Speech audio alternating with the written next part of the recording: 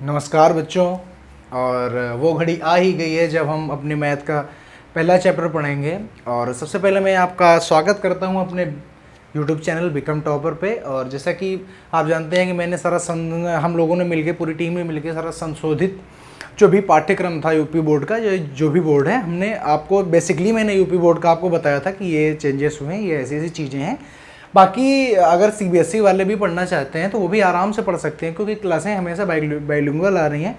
खासकर मैथ की क्लास हम बाइलिंगुअल ही पढ़ाएंगे ताकि दोनों बच्चों को काफ़ी मदद मिल सके। क्योंकि जो मैथ होता है बहुत ही मेजर पोर्शन होता है किसी भी पाठ्यक्रम का, जो बच्चों को बहुत ज़्यादा पसंद होता है।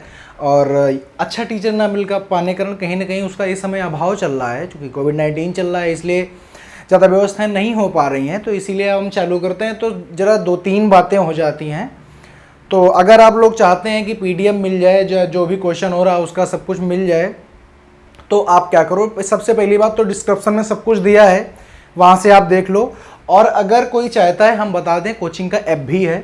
तो आपको अगर ऐप चाहिए, ऐप में सारी चीज़ें एक साथ में बल्क में मिल जाएंगी। तो सबसे पहले अगर आपको ऐप चाहिए, चूँकि वो अभी जो अपना प्ले स्टोर है उसमें भी पब्लिश नहीं हुआ है, तो इसीलिए अगर आपको चाहिए तो इंस्टाग्राम है, बिकम टॉपर के नाम से इंस्टाग्राम आईडी है, उसमें आप डायरेक्ट मैसेज कर दिए, डीएम कर दीजिए, जिससे हमें पता चल जाएगा और हम आपके नंबर पे या आपकी आईडी पे उसका लिंक शेयर कर देंगे और आप वहाँ से ऐप भी पा जाइएगा, ताकि आपको आराम से कोई दिक्कत ना पड़े। आप सीधे ऐप में जाइए, ऐप में सारी चीज़ें अवेलेबल हो जाएंगी आपको, ठीक है, वो कर लीजिए। उसके बाद में जैसा आप जानते हैं, लाइक शेयर सब्सक्राइब तो आपको करना ही है, और नोटिफिकेशन जरूर ऑन कर लें, क्योंकि जब भी क्लास आए तुरंत आपके पास नोटिफिकेशन आ जाए, ताकि आपको कोई भी असुविधा ना हो। ये ना हो कि आज क्लास नहीं है या क्या है, जो भी सूचना है वो आपको, आप तक सूचना आराम से पहुंच जाए। तो इसलिए आप वो कर लीजिए। और बहुत ही जल्दी फेसबुक पेज क्रिएट करने का कोई वैसे ज़्यादा मसला है नहीं, लेकिन अगर बच्चों की अगर ज़्यादा डिमांड है तो हो भी सकता है। लेकिन अगर आपको पढ़ाई करनी है, क्योंकि जितनी मस्ती करनी थी आप सबने कर ली है, अब सिर्फ और सिर्फ पढ़ाई करिए, चूँकि पेपर काफ़ी नज़दीक हैं। और ये बात मैं आपको बता देता हूँ, कोई बच्चों के ये दिमाग में चल रहा है कि अगर ऐसे ही रहा तो सत्र कैंसिल हो जाएगा, तो बेटा सत्र कैंसिल नहीं होना है, पेपर होने ही होने हैं। अब आप पढ़ें ना पढ़ें ये आपके ऊपर है, ठीक है। सत्र तो कैंसिल होने से रहा। तो हमने जैसा कि कहा, और जैसे कुछ बच्चे बोल रहे होंगे कि आप रिलेशन एंड फंक्शन क्यों नहीं पढ़ा रहे हैं, तो मैं आपको बता रहा हूँ, जैसे मैं पढ़ा रहा हूँ वैसे वैसे हमारा भी एक सिस्टम है। हर टीचर का अलग अलग सिस्टम होता है। जो चैप्टर कम महत्वपूर्ण है, जो चैप्टर ज़्यादा नहीं आ रहे हैं, ठीक है, उनसे 1-2 नंबर का क्वेश्चन पूछा जाना, तो उसको मैं पहले कवर करेंगे हम लोग। और उसके बाद में जो बहुत इंपॉर्टेंट चैप्टर है वो आपको विधिवत एग्जाम टाइम तक सारी चीज़ें आपको मिल जाएंगी, ठीक है। तो जैसे जैसे पढ़ा रहे हैं वैसे वैसे चलिए, ठीक है। तो चलो हम चालू करते हैं अपना वेक्टर चैप्टर। तो जैसा कि आप जानते हैं कि वेक्टर में क्या होता है। अच्छा, वेक्टर का बेसिकली यूज ज़्यादातर फिजिक्स में किया जाता है, ठीक है, ज़्यादा मैथ में यूज नहीं है। लेकिन अगर चैप्टर है तो पढ़ना पड़ता है, चूँकि लॉन्ग क्वेश्चन कई बार यहाँ से बन जाता है, ठीक है। तो आपको करना पड़ेगा और करना ही चाहिए आपको, ठीक है।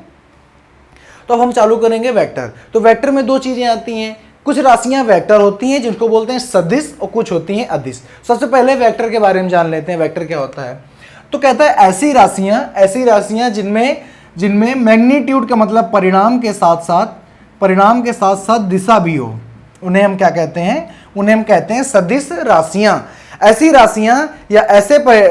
राशियां जिनमें परिणाम और दिशा दोनों होते हैं, उन्हें हम सदिश राशियां कहते हैं। जैसे अगर हम बात करें ए बी स्क्वायर की, तो जो इसका जो ए बी स्क्वायर, देखो यहाँ पे इसका मैग्नीट्यूड है ए वेक्टर, और जो ए बी है ना, तो इसमें देखो दिशा कैसे है, ए से बी की तरफ। तो ए जो है ये इसका इनिशियल पॉइंट है, मतलब प्रारंभिक बिंदु है, और इसको आप पुच्छ भी कह सकते हैं। और जो हेड है वो बी है, इसको आप सर भी कह सकते हैं, या initial point two final point, ठीक है।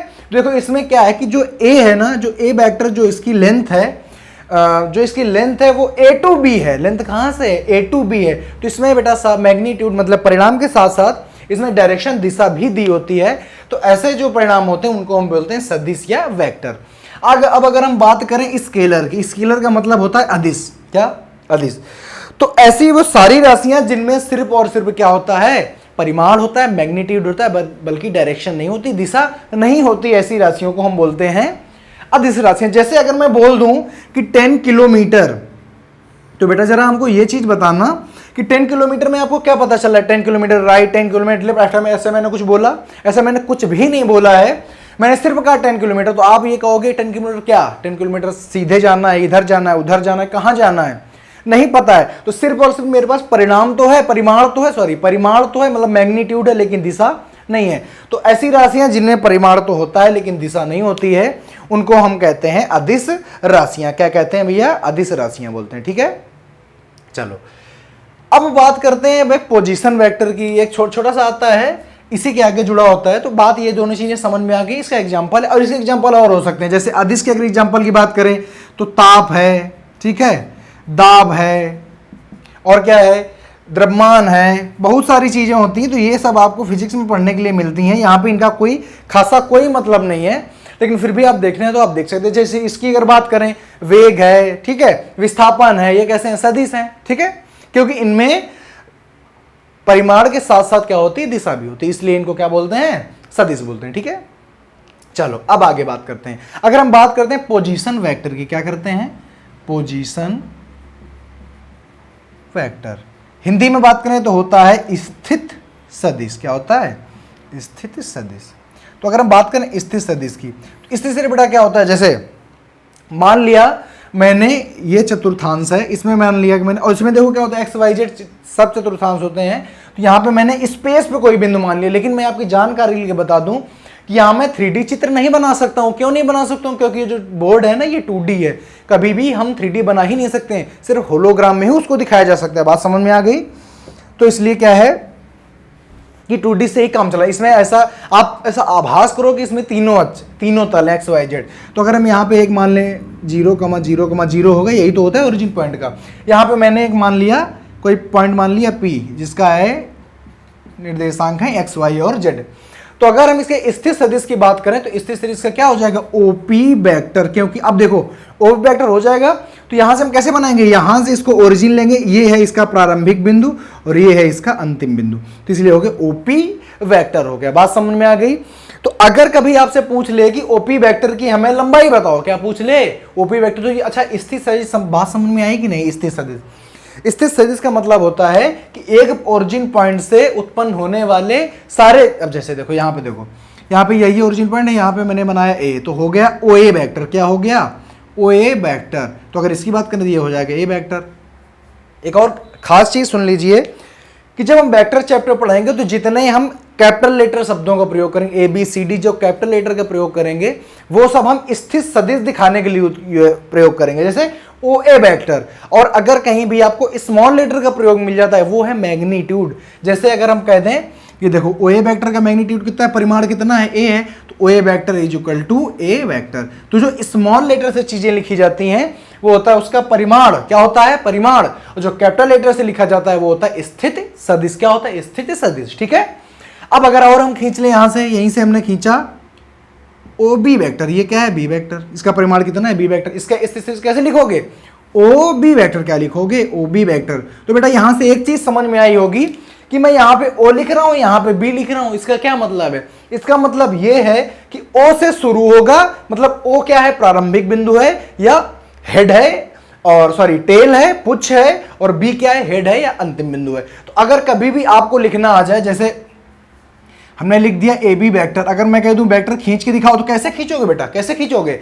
आप खींचोगे कि सर जी ए पीछे लिखा है और बी आगे लिखा है, तो ए होगा पुच्छ, मतलब जहां से हम शुरू करेंगे इनिशियल पॉइंट, और जो हमारा बी होगा वो क्या होगा? वो होगा फाइनल पॉइंट। बात समझ में आ गई? तो इसको बोलेंगे ए बी वेक्टर। तो ये लॉजिक समझ में आया कि नहीं आया कि ए को पीछे क्यों लिखते हैं, बी को आगे क्यों लिखते हैं? क्योंकि जो ए होता है ना वो प्रारंभिक बिंदु होता है और बी होता है अंतिम बिंदु होता है, इसीलिए ए बी वेक्टर, मतलब ए से बी वेक्टर की दिशा में जाना है। ए बी वेक्टर का मतलब है, ये वेक्टर क्या दिखाता है कि ए दिशा से चालू करो और बी दिशा की तरफ जाओ। समझ गए बात?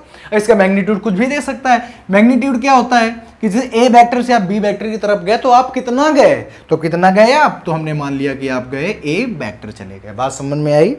तो यहां से हमने बात कर ली स्थित सदिश की। ऐसा मैं लगता है कि अब तक आपको समझ में आ गया होगा। बात समझ में आ गई? अच्छा चलो अब हम बात करते हैं कुछ टाइप ऑफ वेक्टर की, कुछ हम सदिशों के प्रकार की बात करते हैं। ठीक है, जिसको करना है वो स्क्रीनशॉट ले सकता है। हालांकि इसमें कुछ स्क्रीनशॉट लेने जैसा कुछ है नहीं, लेकिन फिर भी चलिए देखिए। अब अगर हम बात करें स्थित सदिश के प्रकारों के बारे में बात करें, टाइप ऑफ वेक्टर्स के, सॉरी स्थित सदिश नहीं सदिश के, टाइप ऑफ वेक्टर। तो देखो टाइप ऑफ वेक्टर, तो कितने टाइप के वेक्टर होते हैं, तो इसके विषय में हम बात कर लेते हैं। सबसे पहले जो वेक्टर होता है, जो एनसीईआरटी की बुक में जो भी बताया गया तो वो सबसे पहला होता है शून्य सदिश। क्या होता है? शून्य सदिश, या इंग्लिश में बोलते हैं जीरो वेक्टर या नल वेक्टर। क्या बोलते हैं? Null vector. अब देखो जरा सी थोड़ी सी इसकी बात कर लेते हैं। जीरो वेक्टर क्या है? तो जीरो वेक्टर क्या है? नल सदिश क्या है? तो ऐसे सदिश जिनके आरंभिक बिंदु और अंतिम बिंदु संपाती होते हैं। तो बेटा संपाती का क्या मतलब होता है? कि उनका आरंभिक बिंदु और अंतिम बिंदु, अरे जैसे आपने पढ़ा होगा कोलिनियर, समझ रहे हो? कोलिनियर का मतलब होता है कि जैसे अगर संकेंद्री पढ़ा है कि जैसे दो वृत्त संकेंद्री कब होते हैं?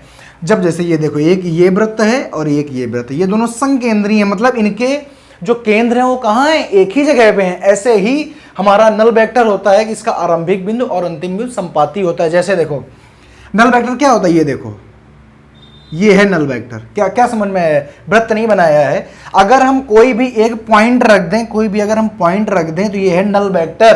कैसे नल वेक्टर है? अगर हमने मान लो इसका मान लिया ए, क्या मान लिया? ए, तो यही इसका आरंभिक बिंदु है और यही इसका अंतिम बिंदु है। तो अगर हम इसको लिखने चाहें तो हम चाहे लिख लें ओ ए वेक्टर, सॉरी जैसे अगर हमने इसको ए माना है तो इसका आरंभिक पॉइंट भी ए है और अंतिम बिंदु भी ए है, तो A vector is equal to zero vector.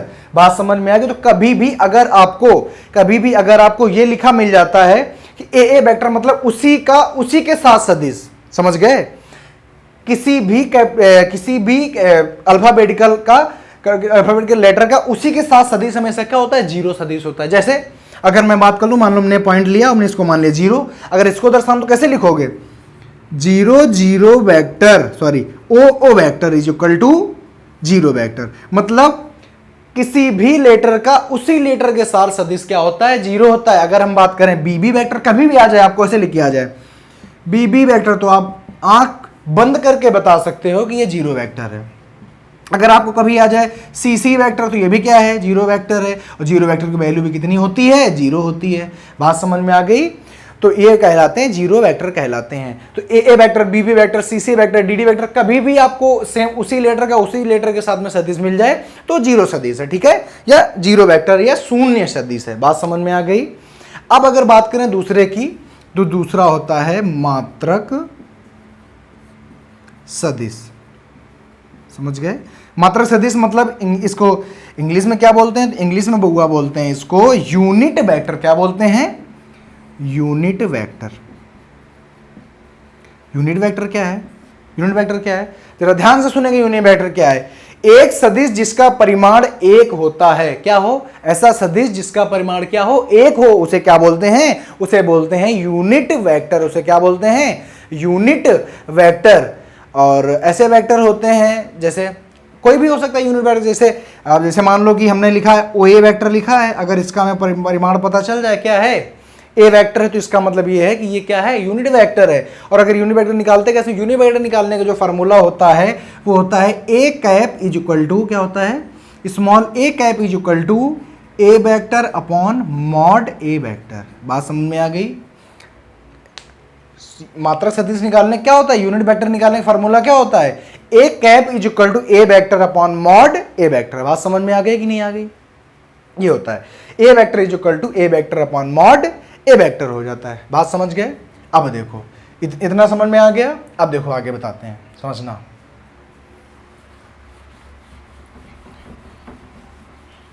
अब करते हैं आगे की बात। आगे की बात कुछ इस प्रकार है। तो जो हमारा अगला वेक्टर है वो है सह अदिम वेक्टर। क्या? सह अदिम वेक्टर।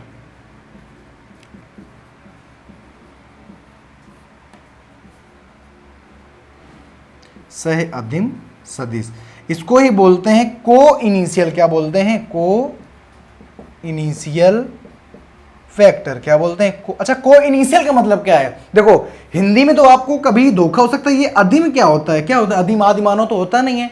अदीम का तो को इनिशियल का मतलब होता है ऐसे सदिश जिनके ओरिजिन पॉइंट मतलब जिनके व्युत्पत्ति पॉइंट, जिनके ओरिजिन, जिनके मतलब ये पॉइंट, जिनकी पुच्छ क्या हो, समान हो, एक ही जगह हो, उनको कहते हैं सह अदीम वेक्टर।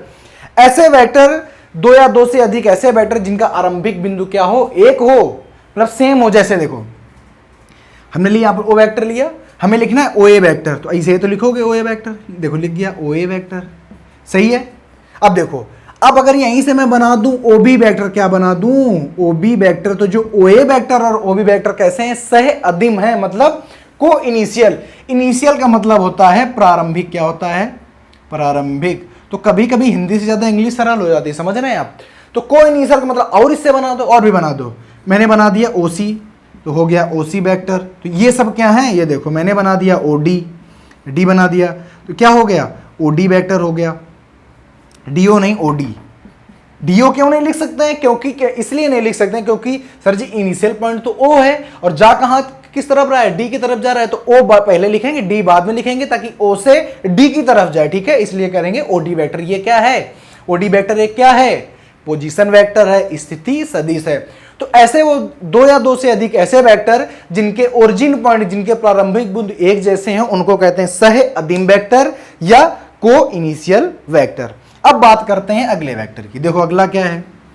सारी चीजें बहुत ही क्लियर है, बहुत ध्यान से समझते जाइए, ठीक है? एक दो क्लास में बेसिक पढ़ाऊंगा, उसके बाद में सीधे क्वेश्चन, और क्वेश्चन के बाद में प्रश्नावली के साथ में, ऐसे धीरे धीरे खत्म होता चला जाए, ठीक है? चलो आगे बताते हैं। अगर बात करते हैं संरेख सदिश किसकी? संरेख सदिश। तो बेटा इसको क्या बोलते हैं? संरेख सदिश को ही बोलते हैं को, इसको क्या बोलते हैं? Collinear vector. कोलिनियर वेक्टर, ठीक है? Collinear vector.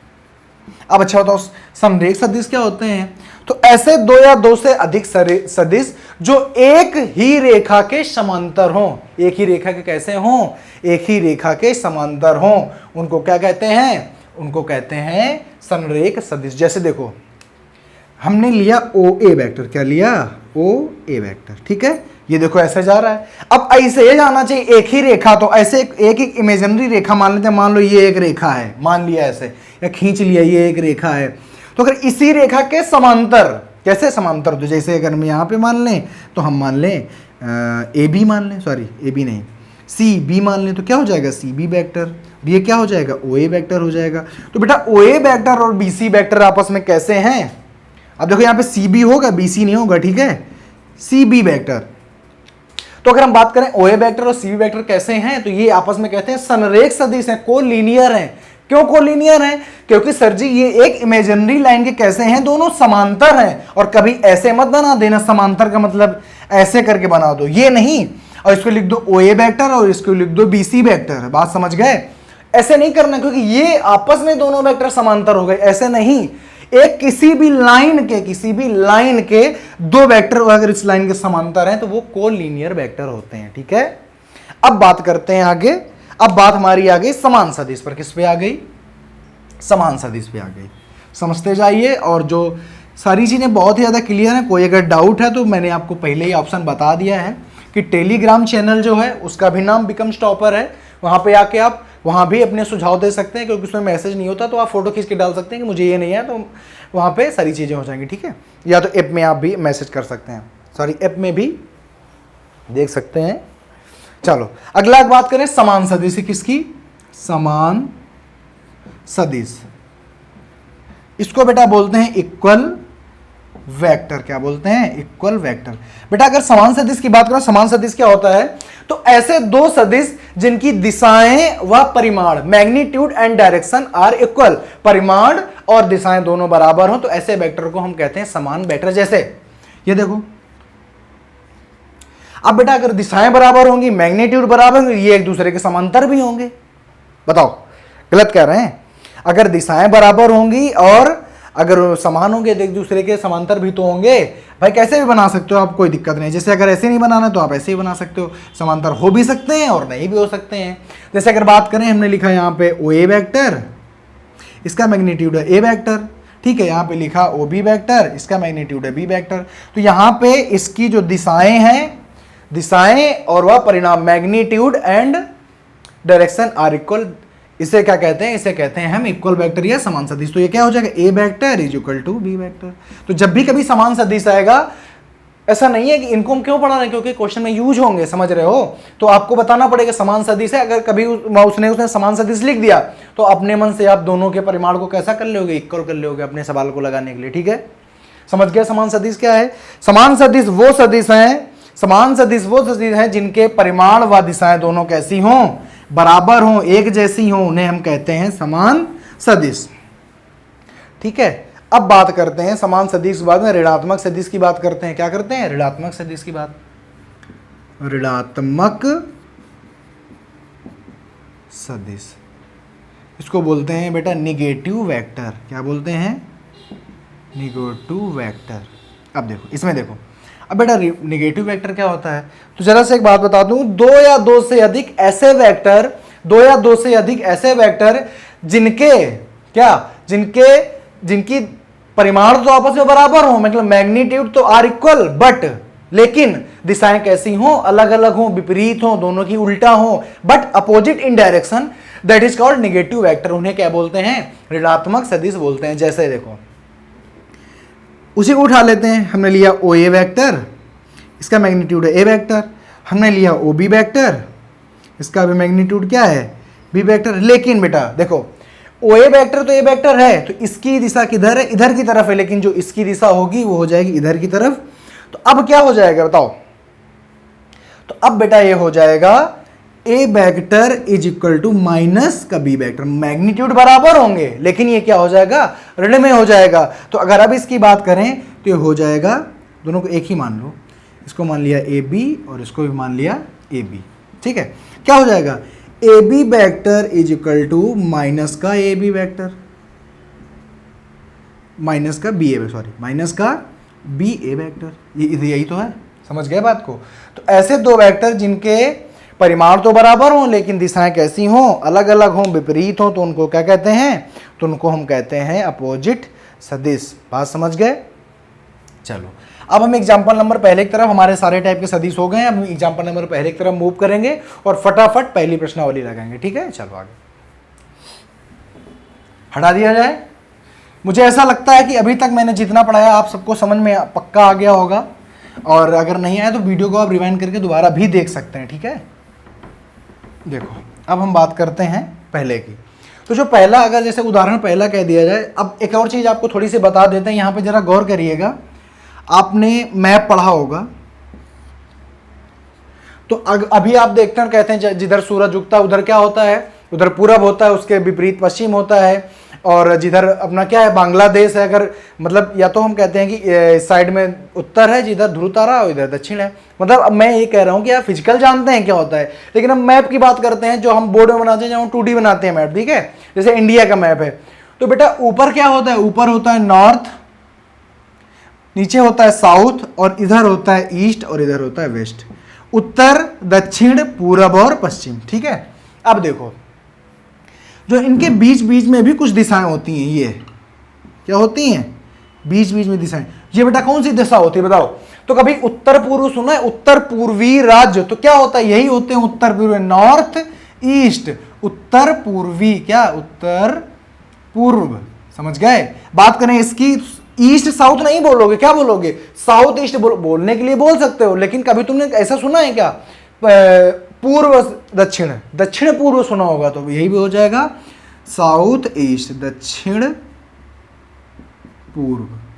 ठीक है, यह इधर हो जाएगा साउथ वेस्ट, तो दक्षिण पश्चिम, और नॉर्थ वेस्ट, उत्तर पश्चिम। सुना है ऐसा, अच्छी बात है, सुना है। तो अब जरा से एक चीज और जरा गौर फरमाइएगा, बहुत ध्यान से समझने वाली चीज है बेटा। ये जो क्वाड्रेंट होते हैं ना, ये चीज समझ में आ गई। चलो देखो, इसको हटा देते हैं, दिखाते हैं।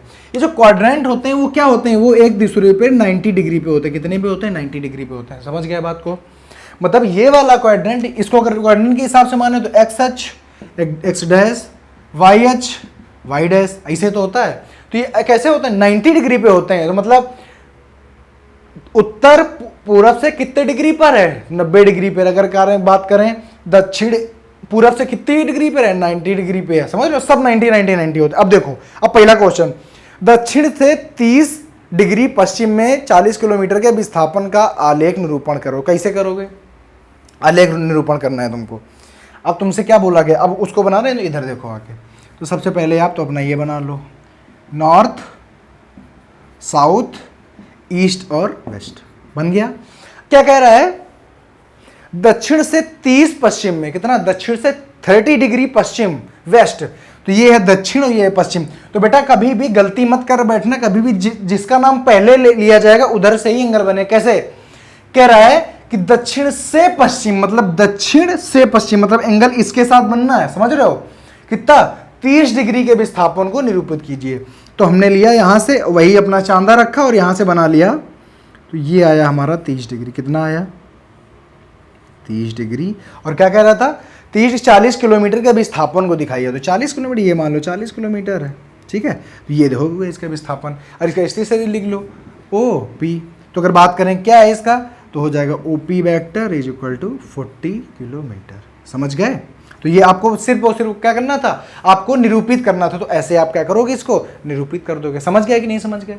अब अगर कोई बच्चा कहे कि सर अगर हम इसके साथ अगर बनाना चाहते हैं कोण, तो बेटा बताओ अगर ये 30 है तो ये कितना बचा?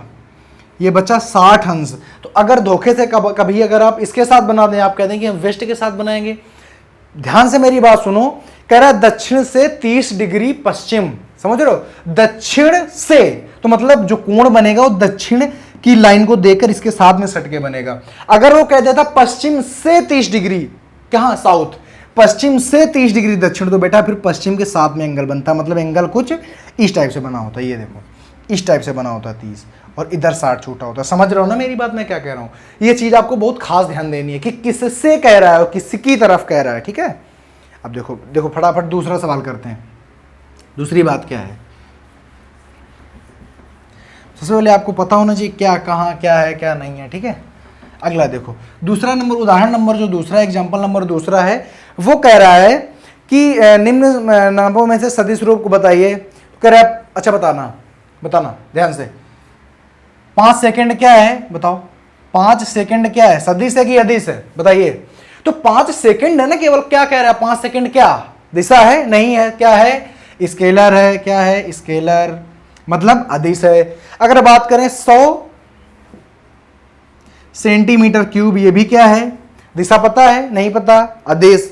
अगर बात करें 10 न्यूटन की, तो क्या है? अदिश। बात करें 30 किलोमीटर पर आवर की, अदिश, क्योंकि यहां पे दिशा यहां पे भी नहीं है। अगर बात करें 10 ग्राम पर सेंटीमीटर क्यूब, ये भी क्या है? अदिश है, दिशा नहीं पता। अब जो लास्ट है लिखा है 20 मीटर पर सेकंड उत्तर की ओर, मतलब 20 मीटर पर सेकंड की रफ्तार से जाओ। कहां जाओ? उत्तर की ओर। तो 20 मीटर पर सेकंड उत्तर की ओर, ये क्या है बेटा? ये एक वेक्टर क्वांटिटी है। ये क्या है? वेक्टर क्वांटिटी है। तो मैंने आपको इस वीडियो में बताया कि वेक्टर क्या होता है, पोजीशन वेक्टर क्या होता है, टाइप ऑफ वेक्टर क्या होते हैं, ठीक है। पूरब, पश्चिम, उत्तर, दक्षिण मैंने बताया आपको कैसे निरूपित करना है मैंने ये बताया। मैंने अभी तक यहाँ पर एग्जाम्पल 2 एग्जाम्पल करा दिए हैं। अगले क्लास में बहुत स्पीड से मैं आगे एग्जाम्पल करा के दूसरे चैप्टर में पहुंच जाऊंगा। तो इसलिए दूसरा वीडियो देखना ना भूलें। और जैसा कि आप जानते हैं कि अगर मैं आपके लिए इतनी मेहनत कर रहा हूं, तो आप भी अगर मेरा सपोर्ट करेंगे तो हम लोगों को मोटिवेशन मिलेगा और हम ज़्यादा से ज़्यादा वीडियो बनाएंगे, ठीक है। क्योंकि इसमें मेरा कोई बेसिक फ़ायदा नहीं है, मैं ये सारा काम आप लोगों के फ़ायदे के लिए कर रहा हूँ। क्योंकि मैं आपका एक एज अ बिग ब्रदर, बड़ा भाई होने के नाते आपकी मदद करना बहुत ही महत्वपूर्ण है, बहुत ही ज़रूरी भी है, और ये हमारी ड्यूटी भी है। तो अगर हम लोग अपनी ड्यूटी अच्छी तरह से निभा रहे हैं, तो हम भी यही आपसे आशा करते हैं कि आप भी चैनल की ग्रोथ करने के लिए चैनल में अपना योगदान दें, ठीक है। किसी से कोई पैसा नहीं मांगा जा रहा है, किसी को कोई पैसा नहीं देना है, सब कुछ फ्री है, सब कुछ फ्री में है, ठीक है। चलिए, जय हिंद, नमस्कार।